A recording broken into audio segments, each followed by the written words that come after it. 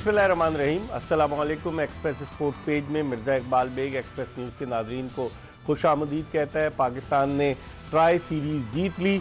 इस try series में number 12 rank Zimbabwe की टीम और नंबर 8 रैंक श्रीलंका की टीम ने हिस्सा लिया। पाकिस्तान की रैंकिंग नंबर 7 थी। इस साल ये दूसरी ट्राई सीरीज़ है जो पाकिस्तान ने जीती है। इससे कबल पाकिस्तान ने एशिया कप से पहले जो शारजा में ट्राई सीरीज़ हुई, जिसमें अफगानिस्तान, पाकिस्तान और मुत्तहिदा अरब अमारात की टीमें शामिल थी, वो सीरीज़ जीतने का एजाज़ हासिल किया। अगरचे इस साल 2025 में T20 इंटरनेशनल मैचेस में पाकिस्तानी टीम की कारकर्दगी बड़ी अच्छी है। 21 मैचेस पाकिस्तान जीता है, लेकिन किन टीमों के खिलाफ जीता है ये भी एक सवाल है, क्योंकि बांग्लादेश को हमने हराया, उसके अलावा वेस्ट इंडीज़ के ख़िलाफ़ हम मैचेस जीते, उसके अलावा ओमान और मुत्तहिदा अरब अमारात के ख़िलाफ़ मैचेस जीते, और अगर देखा जाए तो साउथ अफ्रीका एक मजबूत टीम थी जिसके ख़िलाफ़ हमने 2 T20 जीते, और श्रीलंका के ख़िलाफ़ हमने इस जो ट्राई सीरीज़ थी उसमें तमाम मैचेस में हम नाकाबिल शिकस्त रहे और जिम्बाब्वे के ख़िलाफ़ मैचेस जीते। पाकिस्तान क्रिकेट टीम के कॉम्बिनेशन के हवाले से आज बात करेंगे कि T20 वर्ल्ड कप जो 7 फरवरी से शुरू हो रहा है उसका कॉम्बिनेशन क्या होगा। इस हवाले से गुफ्तगू के लिए हमारे साथ स्टूडियोज़ में मौजूद हैं पाकिस्तान के former test cricketer, former chief selector Haroon Rashid साहब। हारून रशीद जो पाकिस्तान क्रिकेट बोर्ड में मुख्तलिफ ओहदों पर काम कर चुके हैं, चीफ सेलेक्टर भी रहे, एक तवील अरसे तक इन्होंने क्रिकेट के हवाले से अपनी खिदमात सर अंजाम दी, और फिर पाकिस्तान की डोमेस्टिक क्रिकेट में भी इन्होंने हिस्सा लिया। 76 में इन्होंने जो पाकिस्तान का दौरा था ऑस्ट्रेलिया का, उस दौरे में अपना डेब्यू किया, फिर वेस्ट इंडीज़ में भी रन्स किए। तो हारून रशीद साहब का बड़ा तजुर्बा है, इनसे हम बात करेंगे। हारून रशीद साहब से गुफ्तगू के सिलसिले का आगाज़ करते हैं। कैसे देखते हैं हारून भाई इस तैयारी को?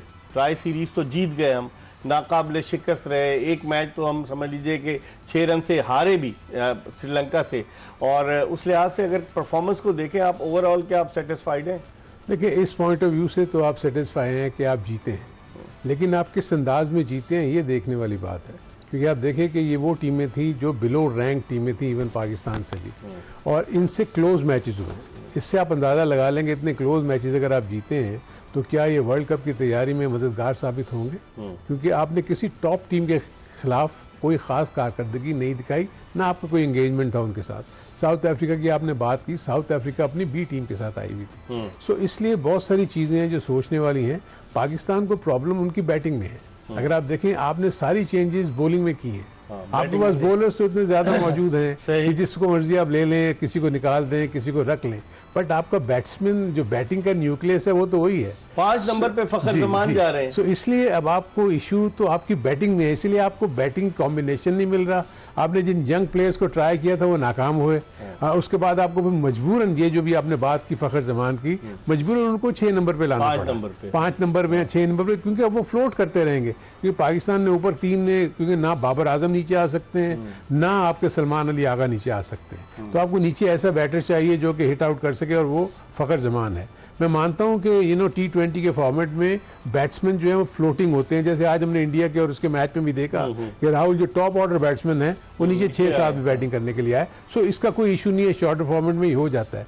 लेकिन मुसलसल हमने देखा है कि फखर जमान टॉप 3 पे खेलते रहे हैं। अब उनको चौथे पांचवें पे वो आएंगे, और वर्ल्ड कप में भी प्रॉब्लम मुझे लगता है कि वो इसी नंबर पे आएंगे। और एक एंगल से जब मैं ये देखता हूँ कि पाकिस्तान के जो मैचेस हैं वो श्रीलंका में है। श्रीलंका की पिचेस भी ट्रिकी होती हैं, लेकिन जो ये पिचेस बनाई गई थी यहाँ इस वक्त जो हमने देखा, आप देखें कि साइम अयूब ऑलमोस्ट उनकी एंकल पे बॉल लगा, यानी क्या बाउंस था पिच में और क्या क्या टर्न हो रहा था। ऐसी पिचेस मैं नहीं समझता कि आपको T20 के वर्ल्ड कप में मिलेंगी। वहां आपको थोड़ा सा बाउंस भी मिल सकता है, वहां पर टर्न होगा लेकिन थोड़ा सा बाउंस होगा, तो जो पाकिस्तानी बैटर्स के लिए और ज्यादा प्रॉब्लम्स क्रिएट कर सकता है। पाकिस्तान के बॉलर्स, क्योंकि बॉलिंग ओरिएंटेड पिचेस थी T20 की, इसलिए ये कामयाबियां उनको हासिल हुई। लेकिन जरूरी नहीं है कि इस किस्म की पिचेस इनको मिलेंगी। सो आप एक, ठीक है, अच्छी बॉलिंग करते हुए आप जा रहे हैं, लेकिन एक ऐसी पिच के ऊपर जो आपको हेल्प कर रही थी। अब वहां अगर हेल्पिंग पिच नहीं होगी तो क्या यही वो प्लेयर्स जिस अंदाज में यहाँ विकेट्स ले रहे थे ये वहां लेंगे या नहीं लेंगे, ये देखेंगे। लेकिन एक और चीज भाई, जो आपने 15 रुकनी टीम का अनाउंसमेंट किया, उसमें आपने अब्दुल समद को रखा, वो अनफिट हो गया, हसन नवाज को ले आए।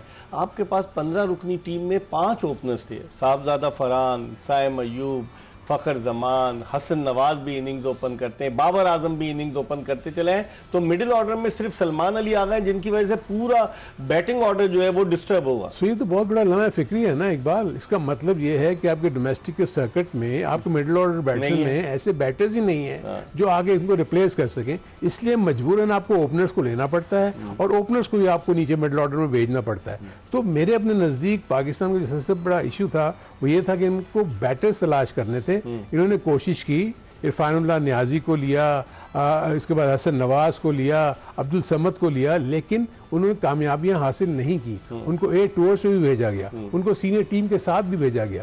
सो मजबूरन अब जिस हाल में ये पहुंचे हैं इनको वापस बैक ट्रैक करना पड़ा और आपको बाबर आजम को वापस लाना पड़ा, आपको सलमान अली आगा को जो है वो शीट एंकर का रोल देना पड़ा। सो ये इशू तो इनको रहेगा वर्ल्ड कप के T20 के वर्ल्ड कप में। लेकिन एक और चीज लोग कह रहे हैं कि उस्मान खान नो डाउट कि बैटिंग कर लेते हैं, लेकिन वो as a specialist wicket keeper आपको नजर आते हैं। कल भी उनसे स्टंप मिस हुआ।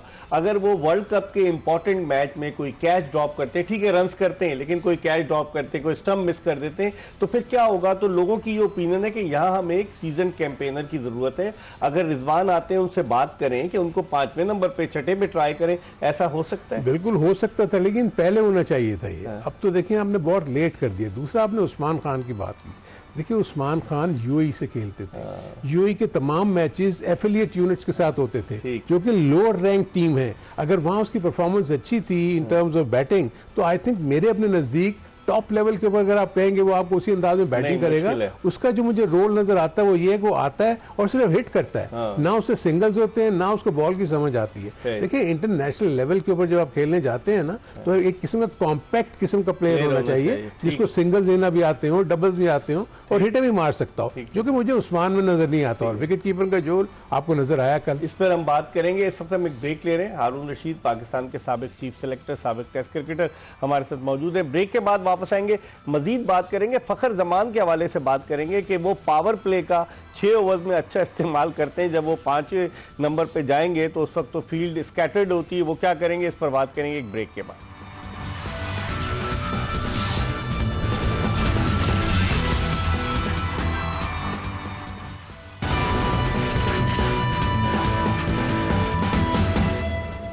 ब्रेक के बाद एक मरतबा फिर पाकिस्तान के फॉर्मर टेस्ट क्रिकेटर हारून रशीद के साथ शो में आपको खुशामदीद कहते हैं।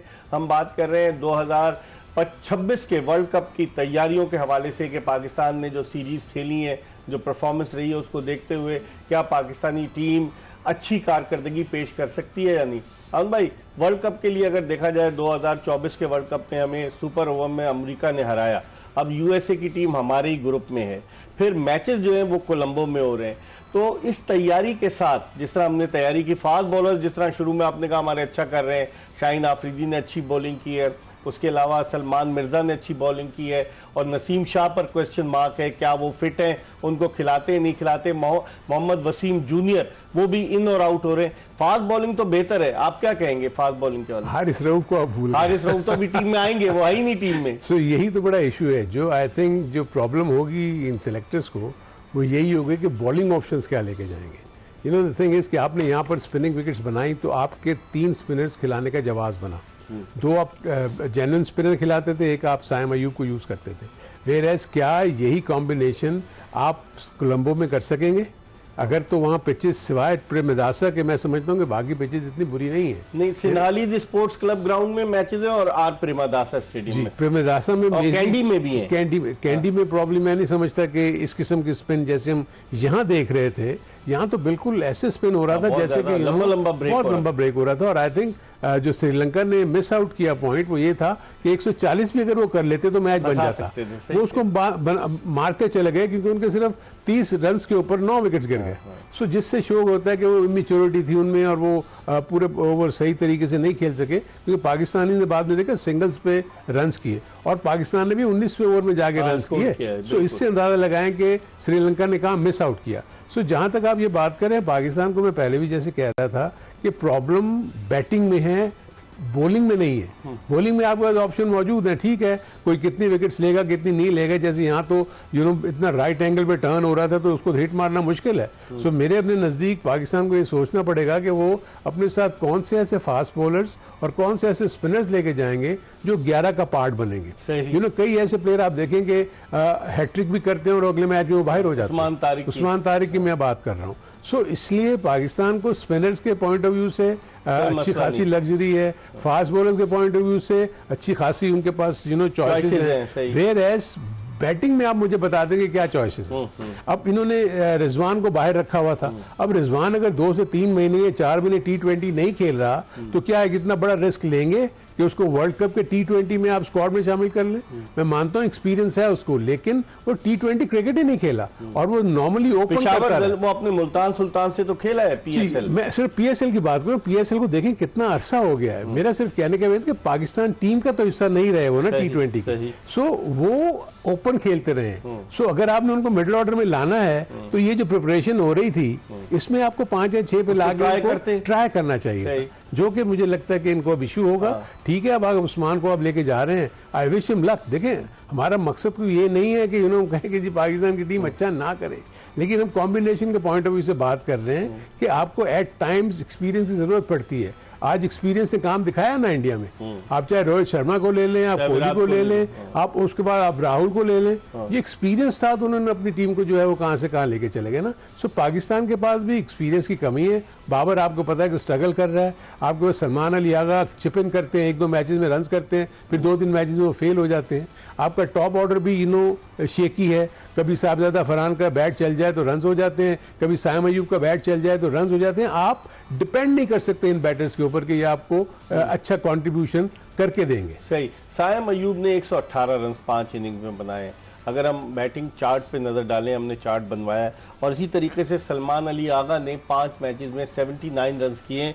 ये देखें आनंद भाई, सलमान अली आगा के परफॉर्मेंस देखें और इन सब की, इसमें नाम ही नहीं लिखा हुआ इन्होंने सलमान अली आगा सलमान लिखा है। 5 मैचेस में 79 रन, जिसमें से 63 तो उन्होंने वो किए हुए हैं। उसके अलावा अगर आप देखें, साहबजादा फरहान 191, बाबर आजम 127, और बाकी आप देखें उस्मान खान 5 मैचेस में 78, फ़खर जमान 5 में 75। तो ये जो न्यूक्लियस है आपका मिडिल ऑर्डर का, आगा सलमान, उस्मान खान, फ़खर जमान, और ये क्या फिर आप इनसे क्या तवक्को करें? देखिए, इनसे आप इसलिए तवक्को की जो मुझे भी थोड़ा सा जो डाउट हो रहा है वो ये, आप देखेंगे ये वो रन्स हैं जिसमें एक आध अच्छी इनिंग है, कंसिस्टेंसी नहीं है। This is the problem. Pakistan को जो प्रॉब्लम होगी, जो आपके मेन बैटर्स हैं उनका, देखिए ये टॉप ऑर्डर बैट्समैन का आप जिक्र कर रहे हैं, टॉप ऑर्डर बैटर ही आपको रन्स करके देगा। आप देखेंगे पाकिस्तान को बहुत सारी जगहों पे उनकी लोअर ऑर्डर बैटर्स ने जो है उनको बचाया। फहीम अशरफ थे, मोहम्मद नवाज थे, तो इन्होंने बचाया पाकिस्तान को बहुत जगहों पे। ये एक पाकिस्तान के लिए इशू है जिसको इनको टैकल करना पड़ेगा बिफोर द वर्ल्ड कप। इस पर हम मजीद बात करेंगे। हम एक ब्रेक ले रहे हैं और ब्रेक के बाद हारून रशीद के साथ दोबारा आपको ज्वाइन करेंगे। कहीं जाएगा नहीं, stay tuned to Express news.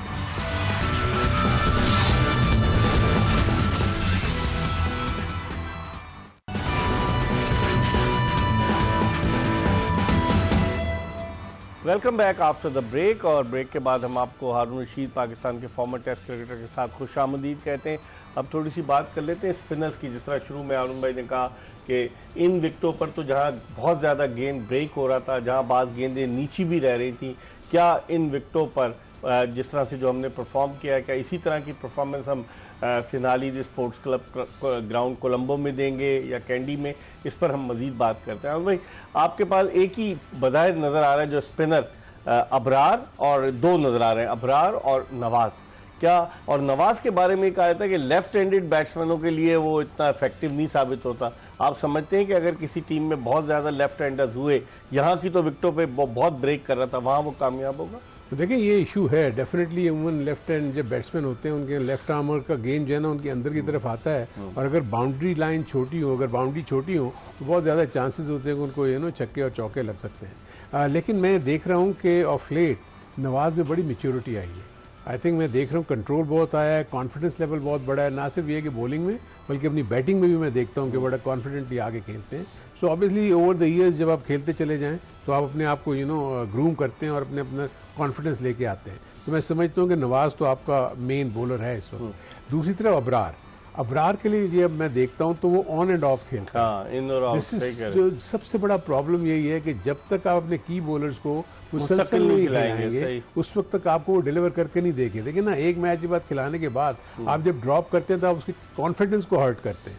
वो कह रहे हैं कि जब मैं अच्छा हूँ, अच्छी बॉलिंग कर रहा हूँ तो मुझे क्यों हटा, मैन ऑफ द मैच हुआ और अगले मैच में बिठा दिया। सो इसलिए ये शायद इनके ज़हन में है कि हमें वो दो हमारे पास खब्बे और भी हैं जो कि चाइना में फैसल अकरम है और जो दूसरे फैसल अकरम और वो एक और लड़का है जो सुफियान मुकीम, ये दो और प्लस ये जैसे अभी आपने उस्मान तारिक की बात की। सो अगर आपको चार अगर ऑप्शन आपके पास अवेलेबल हैं, आप उसमें जो दो बेस्ट हैं आप उसको अभी पिक कर लेना चाहिए था। यानी अबरार और आपको नजर आता है कि जो नवाज हैं ये आपके मेन स्पिनर्स होंगे। आपके पास तीसरा बॉलर साइम अयूब की सूरत में मौजूद है जो आगे बीच में 2-3 ओवर कर सकता है। तो आई थिंक पूरा फोकस जो है वो इन्हीं के ऊपर करना चाहिए। अब जो 11 के बाद ये जो चार प्लेयर्स और रखेंगे उसमें ये क्या एक फास्ट बॉलर को रखना जरूरी है, उसमें आपको क्या स्पिनर रखेंगे, आपको तो वहां जरूरत है बैट्समैन की। अगर आप बैट्समैन रखेंगे तो ओपनर रखेंगे, मिडल ऑर्डर रखेंगे। सो ये जो बाकी चार प्लेयर्स हैं ना उनके ऊपर काफी इनके साथ प्रॉब्लम्स होनी है, जिसमें इन्होंने जब सेलेक्ट करेंगे और टीम जब अनाउंस होगी फिर हम इस काबिल होंगे बात कर सकेंगे इन्होंने किस चीज के ऊपर ज्यादा जोर दिया है। लेकिन अगर हम कता कलाम जो कोलंबो वगैरह की बात करें वहां पर 200 तो नहीं होते, कम ही स्कोर होता है T20 क्रिकेट में वहां की पिचेस पर। फिर भी 160 से 180 के दरमियान तो पार स्कोर होगा ना। सो आपकी बैटिंग तो यहाँ 140 कर रही है, 130 कर रही है। सही। सो अगर वही पार स्कोर वहां पर डिफरेंट है, वहां डिफरेंट होगी। सो अगर 160 और 180 के दरमियान अगर आप रन्स नहीं कर सके, जो कि मेरे अपने नजदीक करने चाहिए, क्योंकि फिर आपकी बॉलिंग को इतना मौका मिलेगा कि आप दूसरी टीम को ये डिफेंड कर सके उस टारगेट को या उनको बोल आउट कर सके। सो मेरे अपने नजदीक पाकिस्तान के लिए प्रॉब्लम्स हैं, लेकिन आई थिंक क्योंकि अब आपके पास तो कोई ऑप्शन है नहीं, आपके पास ये प्लेयर्स मौजूद हैं, इनको आपने पूरा चांस दिया है, अब आपको इन्हीं को लेके आपको जाना पड़ेगा। देखते हैं क्या होता है। 11 पे 3 आउट हो चुके हैं साउथ अफ्रीका के, 351 रन बनाने। आज विराट कोहली ने जिस तरह की बैटिंग की, कमाल की बैटिंग की, उन्होंने गौतम गंभीर को गालिबन बताया कि उनको और रोहित शर्मा को बाहर करना, फिर जिस तरीके से रविचंद्रन अश्विन ने रिटायरमेंट ली, इस पर आइंदा किसी प्रोग्राम में बात करेंगे। इसके साथ ही एक्सप्रेस स्पोर्ट्स पेज की ये एपिसोड अपने इख्तिताम को पहुंची। इंशाल्लाह अगर जिंदगी ने वफा की तो अगले शो में फिर आपकी खिदमत पे हाजिर होंगे। मिर्जा इकबाल बेग, हारून रशीद और एक्सप्रेस न्यूज़ की पूरी प्रोडक्शन टीम को इजाज़त दीजिए। अल्लाह हाफिज़।